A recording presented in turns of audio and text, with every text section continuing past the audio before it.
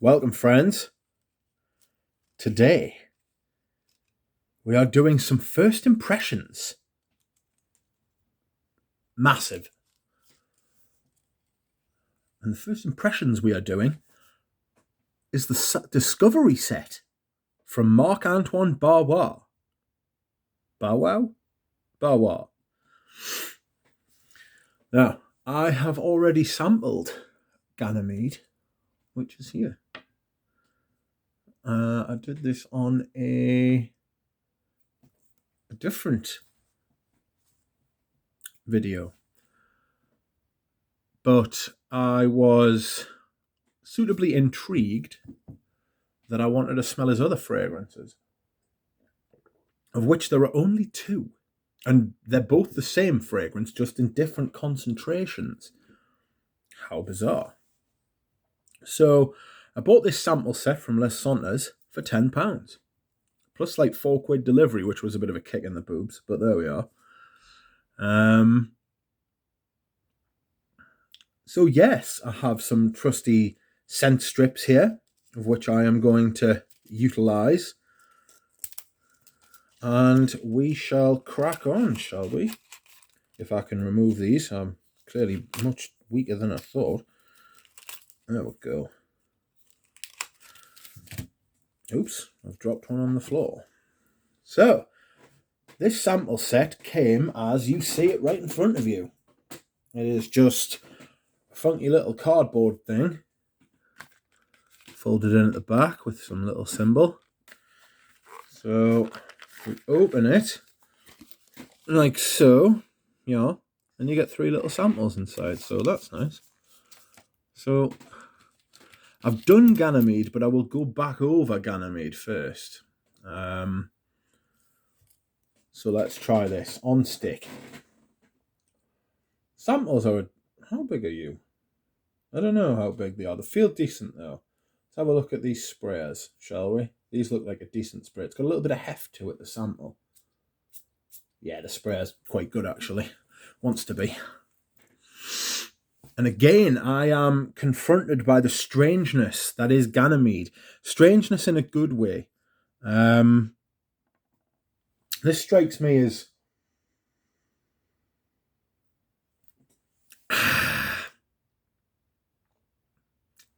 It's very modern, but it is interesting because it's got lots of different, like, strange, like, facets to it. It does feel like it's got that blue mineral ambroxan iso-y super thing going on, but it's what it's combined with that makes it interesting. This is like a...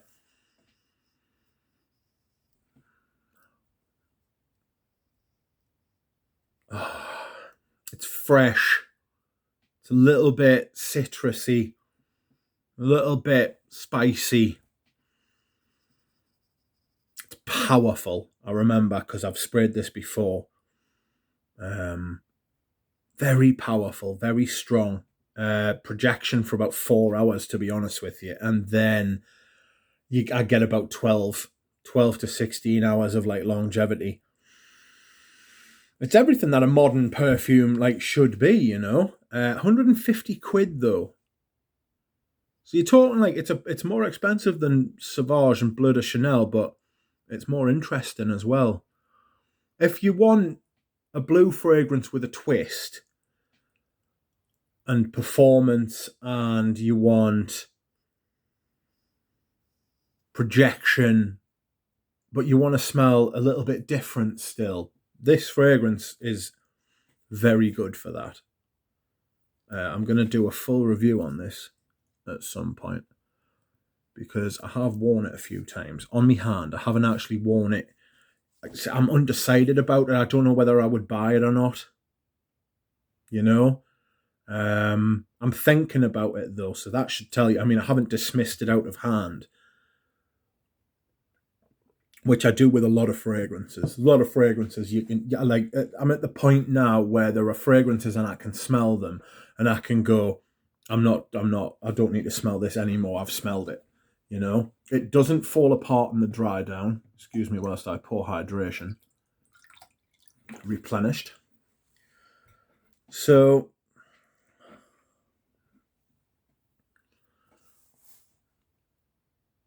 This has got merit. I don't write this off. I don't hate it. And you shouldn't feel guilty. I'm not going to make you feel guilty if you buy it. I'm not going to say shite, because it's not shite. It's a decent little fragrance, this. Don't know that I'm going to buy it because I've got Bleu de Chanel Parfum, which for me scratches the same itch.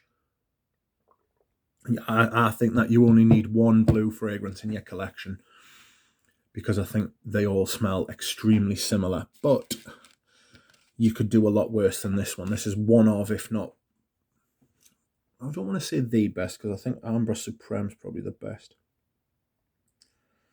Now, we move on to the two I haven't smelled. One is B683 Eau de Parfum, and the other is B683 Extrait de Parfum. Strangely, the Eau de Parfum is darker. And we will start with that one. Got a numb tongue. What's happening there? That sprayed quite quickly. Dry. Dry leather. Oh, that is very dry. One moment, please.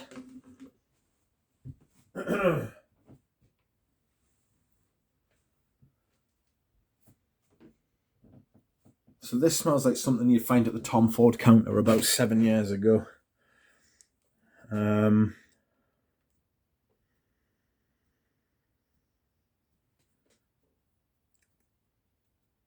It's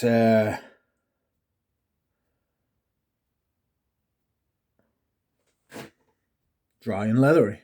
It's very dry and very leathery. How do I feel about this? I like this. It's different but similar. So it's definitely built on like an ISOE super sort of base, you know. It's got that sort of like push fresh, new, modern sort of thing going on. Oh, how do I feel about it? I don't know. I'm going to have a look at what the ingredients are.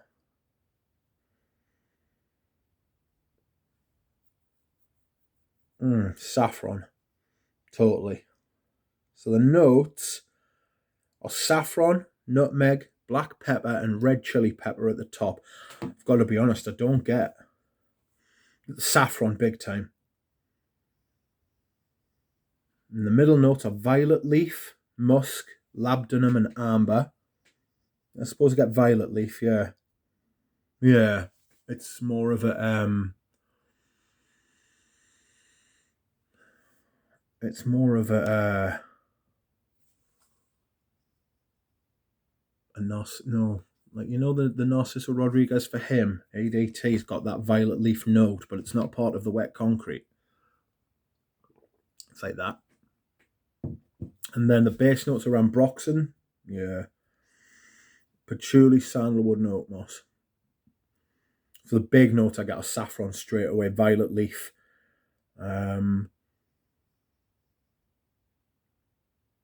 Sort of like that peppery sort of vibe. Yes, I get that. It's making me tongue tingle. These fragrances are like, I feel like they're getting on my tongue. I will have a look and see what.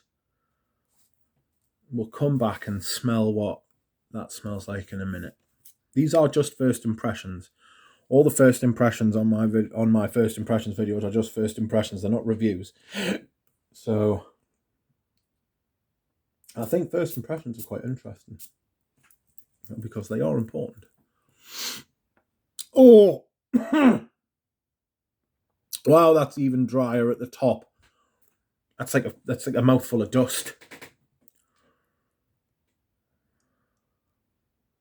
I think Quentin Biche has done all of these, hasn't he? So the notes for this are safraline, oud, green apple, get the green apple definitely, violet leaf, sandalwood, Australian sandalwood that is, Indonesian patchouli leaf, cumin, pink pepper, and vanilla. It's definitely still got that sort of ambroxany sort of vibe going on, you know. Green apple in it reminds me a bit of promise. You can smell there's something dark and dry, and it's definitely like, it feels like a synthetic oud. Massively feels like a synthetic oud. You're not getting real oud here.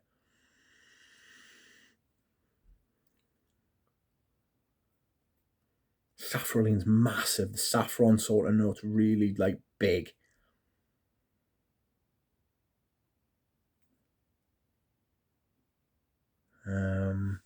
Violet leaf in it is much more pronounced as well. The apple's like huge at the top of this, you know. They're using good synthetic ingredients. I just don't know that. The combination of these are like something I would choose. It's well made. It smells very modern. I can imagine this being big with people who, like young, like pros who live in London, hipsters and stuff like that. Definitely getting like a leathery sort of vibe, but it might just be the saffron that. The saffron and the oud. Very fresh, very zingy, tangy, tart at the top. So we'll go back over them, see how they are after a few minutes. They're huge fragrances though. The performance is massive on them. So Ganymede's calmed right down. It smells the more wearable of the three. It smells like this could be like a signature scent if you were after one.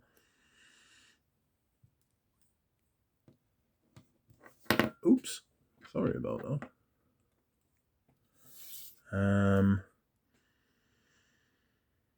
B683 smells a lot more tame compared to the Extrait now. It's a pleasant smell. It's like a nice smell. It's not bad. If you know me taste, it's not necessarily the type of thing I'm into, but you might be. £10 for these 3 samples is really good, I think. This has got a little bit more vanillic now. I'm getting the vanilla from this. It's like a cool, fresh, ice creamy sort of vanilla. You know how vanilla ice cream smells cool somehow? It's got that. Anyway, if I had to rank these, no, I don't think I could. That's really interesting. That's not as harsh as it was when I first sprayed it on now. These are interesting. I might do reviews on these, perhaps, from samples and stuff, but these are my first impressions. B683 Extrait is very expensive and it's not worth the money in my opinion. You're talking 280 quid for 50 mil. It's not worth that. B683, I think, if you give us 2 seconds, I'll just have a look, tell you what it's going for in this country. If I put B683 into Google, it's going to tell me a road. So we'll put Marc-Antoine Barrois 2683. How much do you want? How much are you? Les Santos is doing 50 mils.